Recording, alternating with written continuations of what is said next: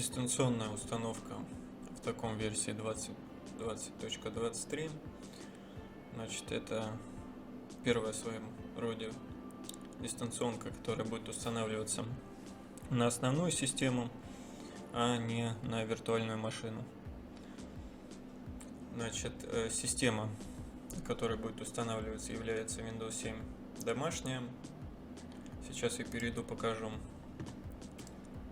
информацию о системе.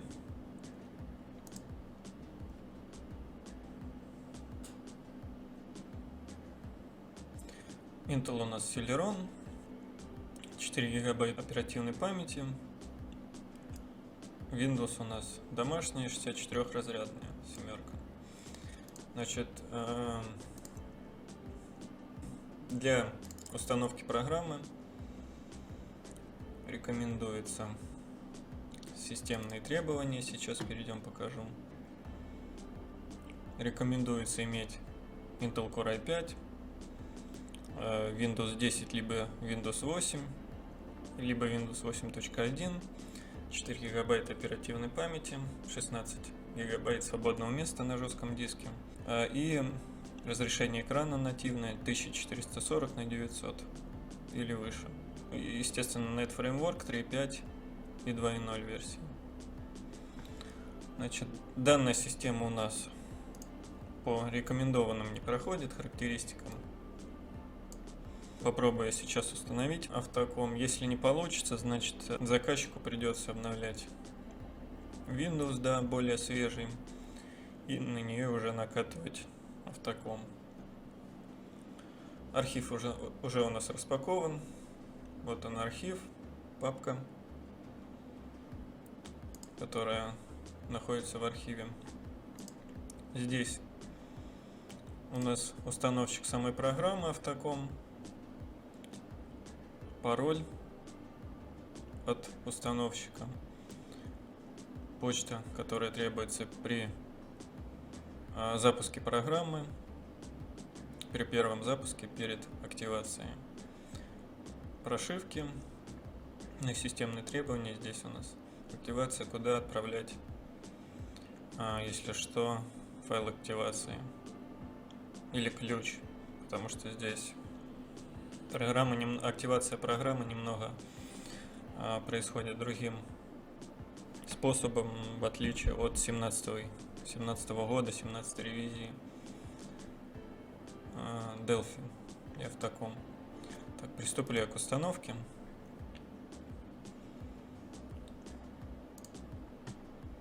Запускаю установщик. Значит, компьютер этот я не стал проверять на отключение защитника Windows и брендмауэра и всего остального, потому что я на этот компьютер пробовал уже устанавливать Автоком на виртуальной машине. Вот, и виртуальная машина сюда не встала, потому что системные требования Windows ей не подходят, то есть ей нужны Windows 64-разрядные, которые свежее 7 версии Windows 7. Здесь нажимаем Install, принимаем соглашение, нажимаем Next, вводим пароль.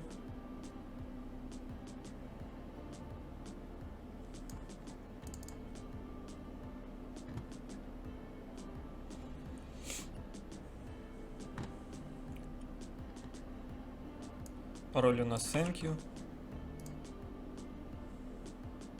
Скопировали пароль. Так, я надеюсь, я его скопировал. Вставляю пароль. Нажимаю Next.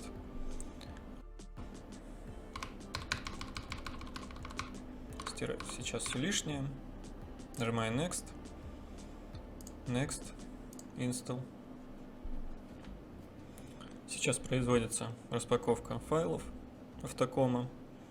Данный Автоком устанавливает сразу легковую грузовую программу и активируется при активации, то есть уже сразу две программы. То есть не нужно активировать каждую программу, либо легковую, либо грузовую, как это в 17 релизе.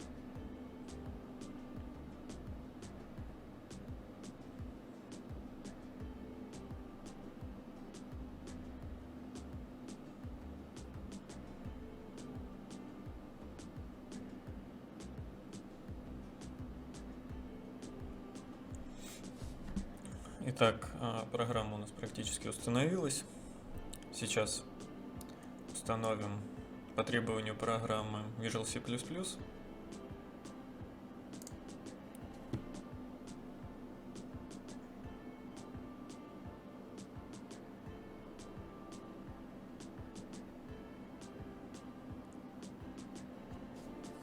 Установили.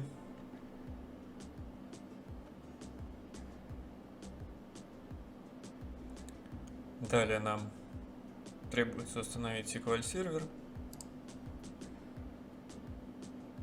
Устанавливаем SQL сервер.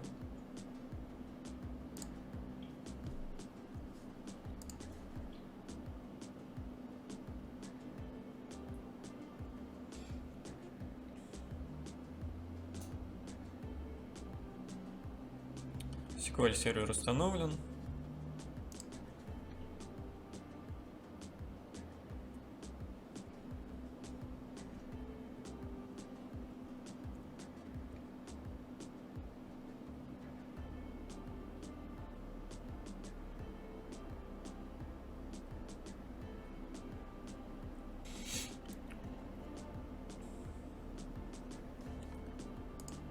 Так, при установке NetFramework у нас выдала ошибку, что на компьютере уже установлена NetFramework версии 4.5.1, либо поздней версии.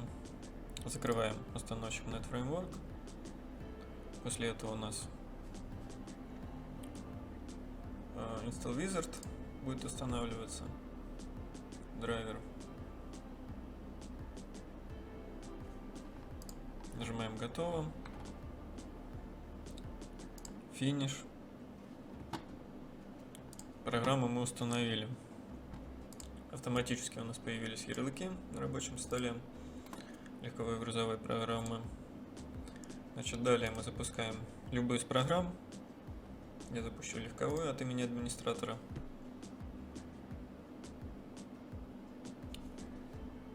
Здесь в окошке нас просят ввести email. Переходим в папку предварительную. Здесь у нас txt файл. Открываем его.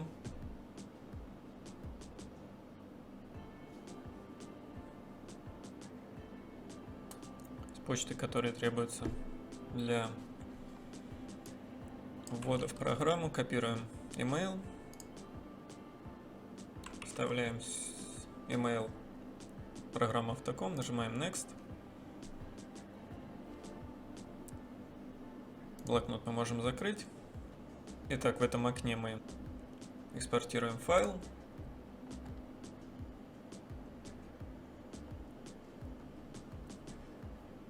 На рабочий стол.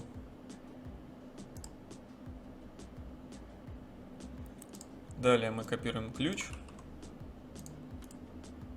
Этот ключ мы добавим в текстовый документ.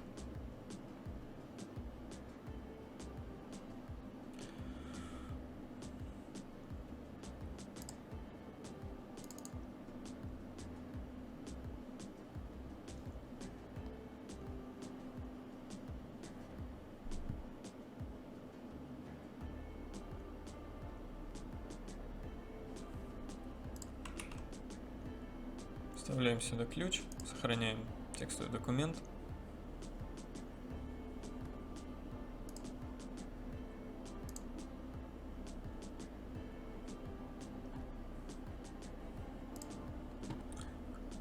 Далее эти два файла мы добавляем в архив.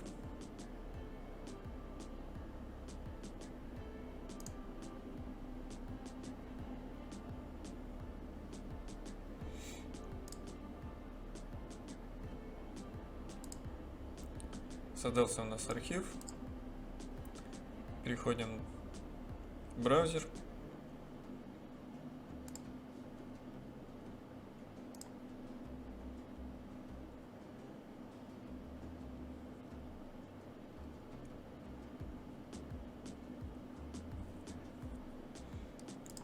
В браузере мы вводим в поле домена fix.net сайт.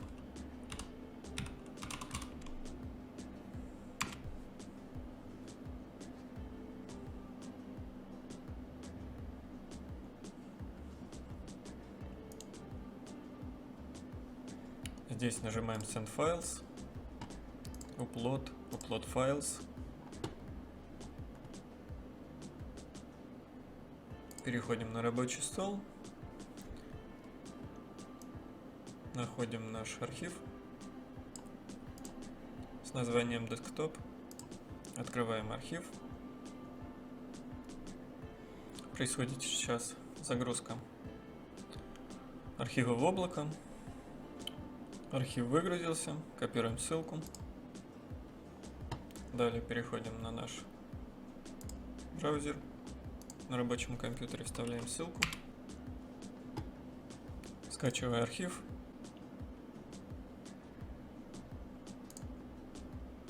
Сохраняю архив. Далее перехожу по месторасположению архива. Перекидываю на рабочий стол. Распаковываю архив.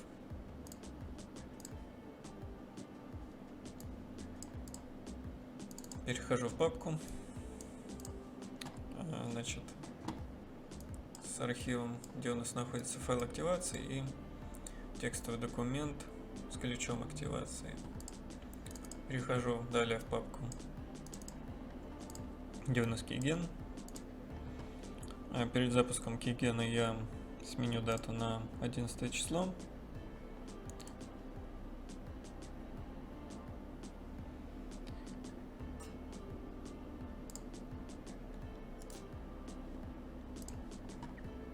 Отключаю обновление автоматическое даты и времени. Изменяю дату на 13.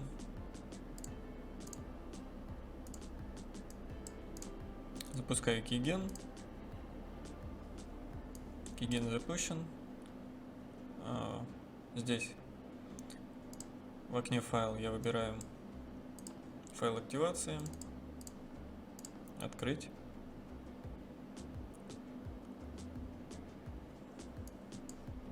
Потом нажимаю Generate Activation Code. Копирую ключ, который нам выдало в Keygen.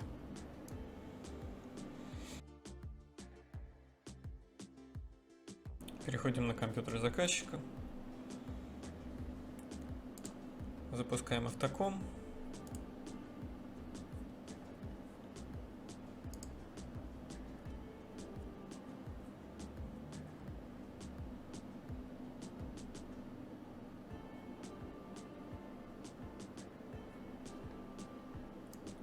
Здесь нам опять же просит ввести email.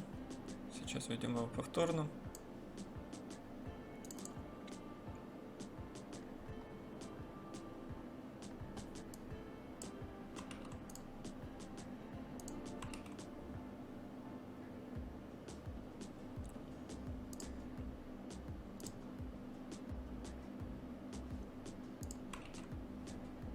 Так, не то у нас скопировалось.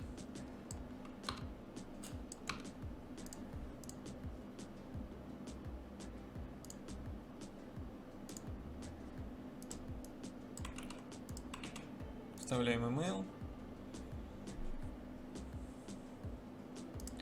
Далее мы переходим на наш компьютер, копируем ключ, который нам выдал Keygen, вставляем его сюда, нажимаем Activate. Итак, программа активируется.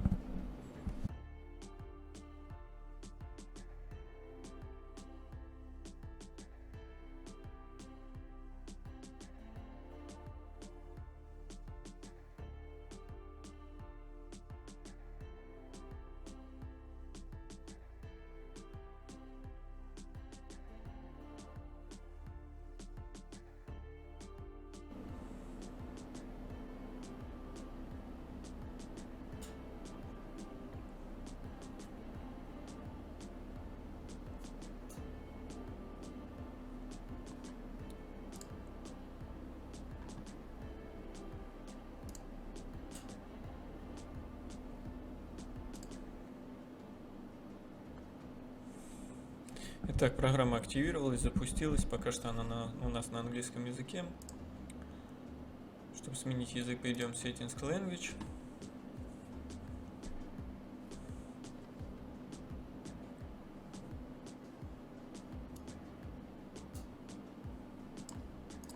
Выставим русский язык, применим.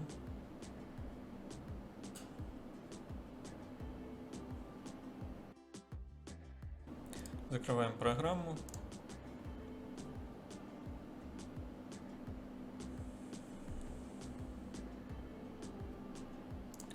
Далее мы удаляем лишнее с рабочего стола.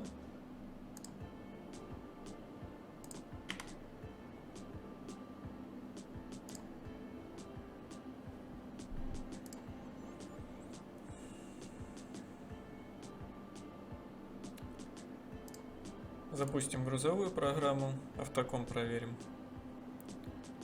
что у нас все работает.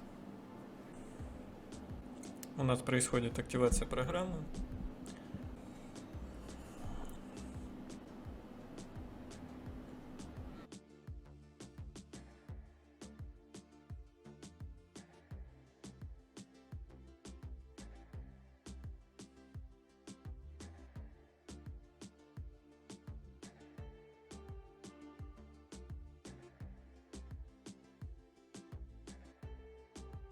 Так, грузовая программа у нас успешно запустилась.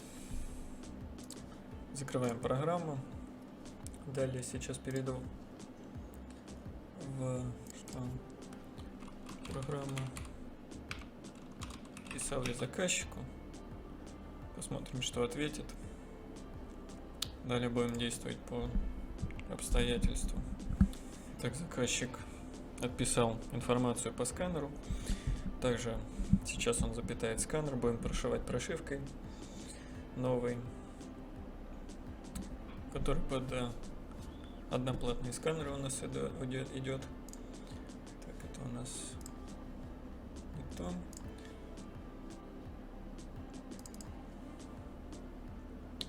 Вот они у нас прошивки здесь находятся для сканера одноплатного.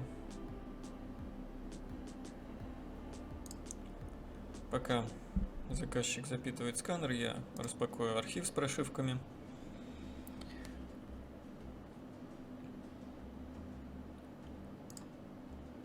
Ставлю язык.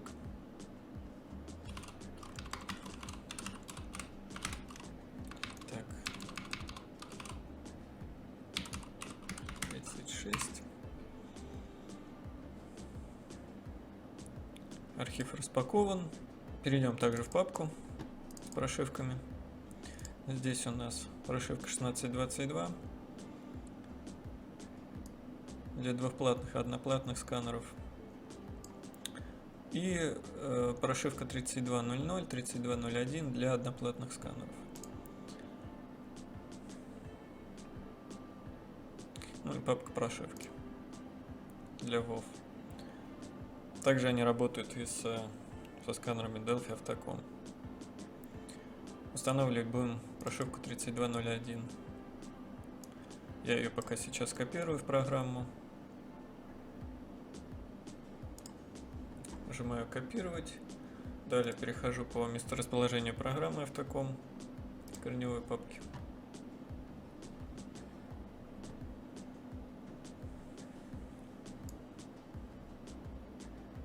Корневая папка у нас одна для легковой грузовой программы. Переходим в папку firmware. Удаляем старую прошивку. Вставляем прошивку новую 3201.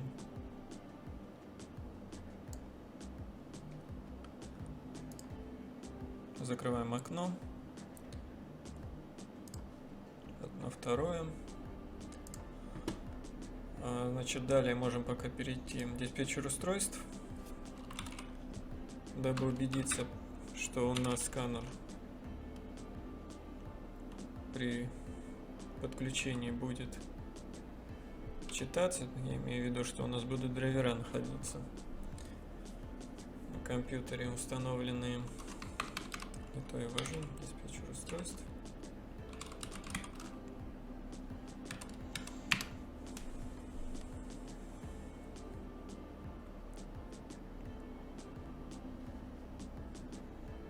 Ну и ждем, пока заказчик запитает сканер.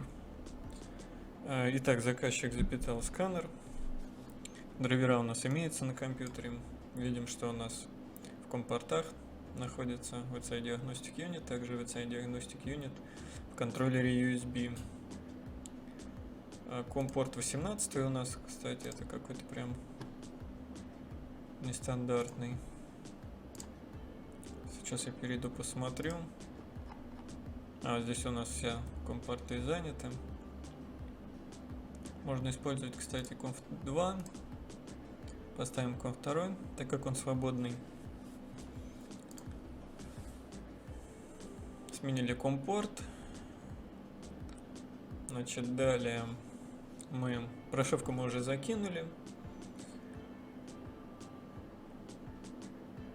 Сейчас я посмотрю, программа у нас не запущена. Запущу я легковую программу Автоком. Заказчик, посмотрю, что он ответил. Да, только от блока питания.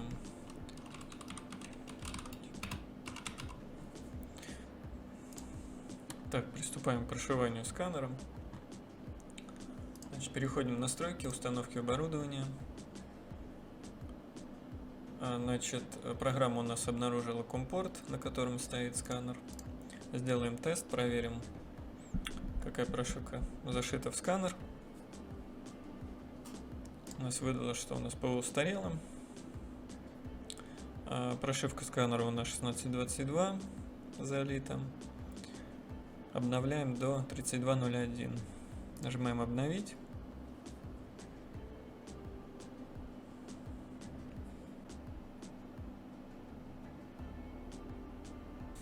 Итак, прошивание сканера завершено.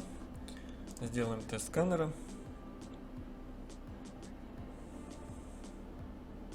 Версия у нас прошивки сменилась на 3201. Собственно, на этом дистанционку можно заканчивать. Программу я закрою.